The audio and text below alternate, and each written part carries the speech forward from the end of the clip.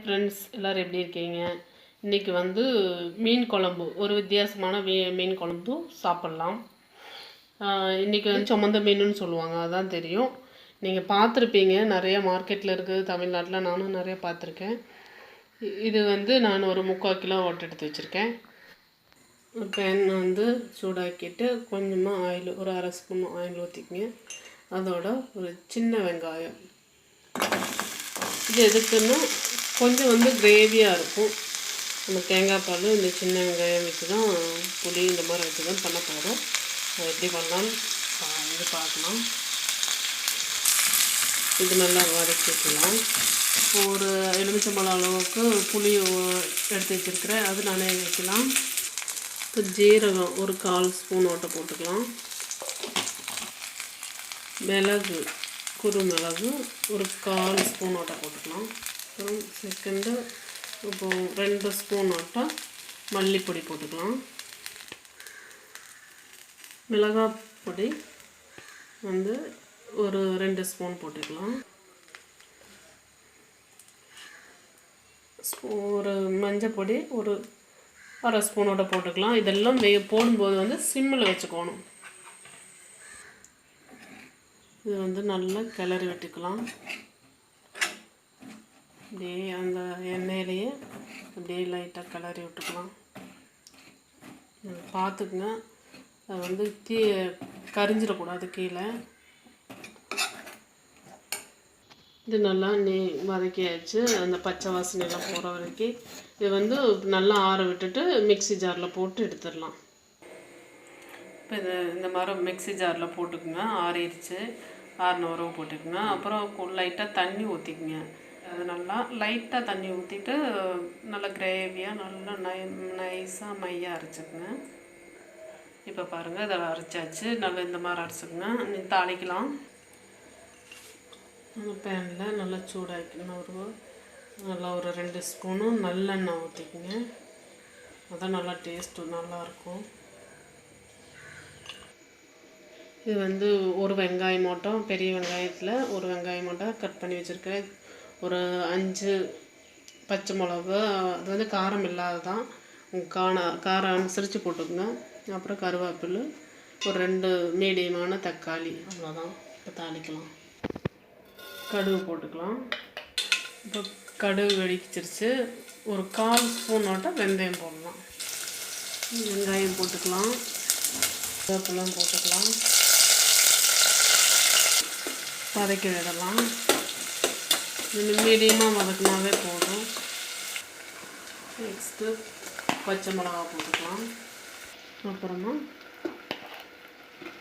தக்காளி போட்டு வருவோம். இந்த தாளிப்பு கலவை மட்டும் லைட்டாக உப்பு போட்டுங்க, அப்போ தக்காளி சீக்கிரமாக வதங்கும். இந்த அளவுக்கு உப்பு போட்டுக்கலாம்.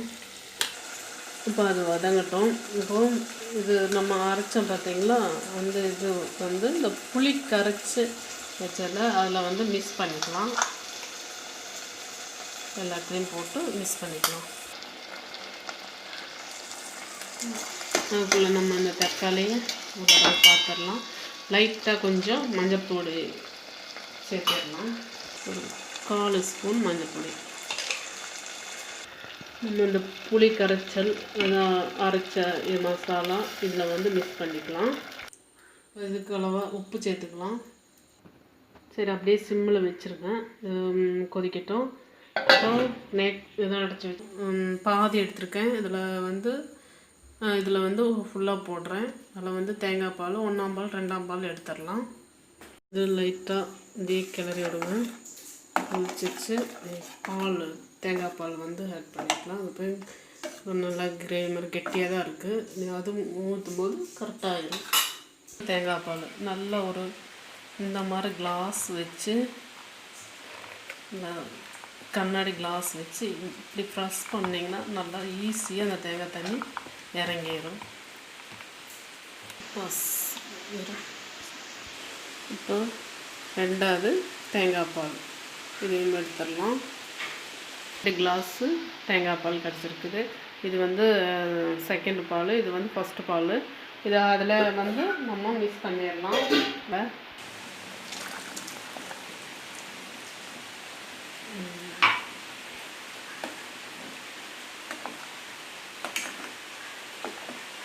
பண்ணிக்கலாம்.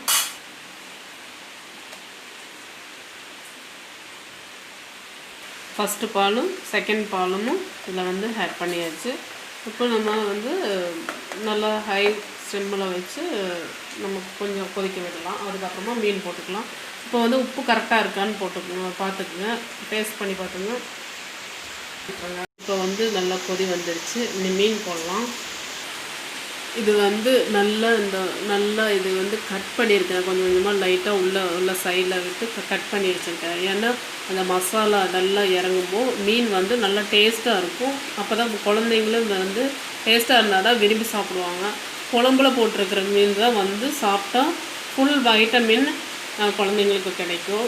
எல்லாத்துக்குமே கிடைக்கிறது தான். வறுத்த மீன் வந்து நம்ம ஃப்ரை பண்ணுறத கூட இந்த மீன் தான் வைட்டமின் அதிகம். அதனால தான் நம்ம வந்து இது டேஸ்ட்டாக வச்சு கொடுத்தா எந்த குழந்தைங்களும் வேண்டான்னு சொல்ல மாட்டாங்க.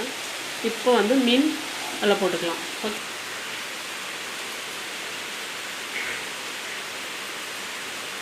எல்லா மீனும் அதில் போட்டுக்கலாம். இப்போ வந்து மீன் போட்டாச்சு. இது வந்து சிம்மில் வச்சு நீங்கள் வந்து ஒரு 10 நிமிஷம், ஒரு 1/4 மணி நேரம் கூட இருந்தால் பிரச்சனை இல்லை. நல்லா சிம்மில் வேகட்டும். அப்புறமா நம்ம ஆஃப் பண்ணிக்கலாம். நல்லா ஒரு மீன் குழம்பு ரெடி ஆயிடுச்சு. நல்லா ஒரு 15 நிமிஷம் மட்டும் கொதிக்க வச்சுருக்குறேன். இங்கே பாருங்கள், மீன் பார்த்தீங்களா இப்படி வெட்டி போடும்போது அந்த சாரெல்லாம் உள்ளே போகும்போது நல்லா டேஸ்டியாக இருக்கும். அதான் நம்ம இறக்கிடலாம். அதோட லாஸ்ட்டு அப்படியே கருவேப்பிலை ஒரு கொத்தோடு போட்டுட்டா நல்லா அந்த மணத்துக்கோசரம் தான் நம்ம போடுறோம். அப்படியே போடுறது ஒன்றும் தப்பு இல்லை, போட்டுக்கலாம். இதே மாதிரி நீங்கள் வந்து மீன் குழம்பு வச்சு சாப்பிட்டு பாருங்கள். இது வந்து சப்பாத்திக்கு, இட்லி, தோசை, சாப்பாடு, நம்ம எல்லாத்துக்குமே அப்பம் இதுக்கெல்லாம் எல்லாத்துக்குமே நம்ம வந்து இந்த மீன் கறி எடுத்தால் ரொம்ப டேஸ்டியாக இருக்கும். ஓகே ஃப்ரெண்ட்ஸ், பாய்.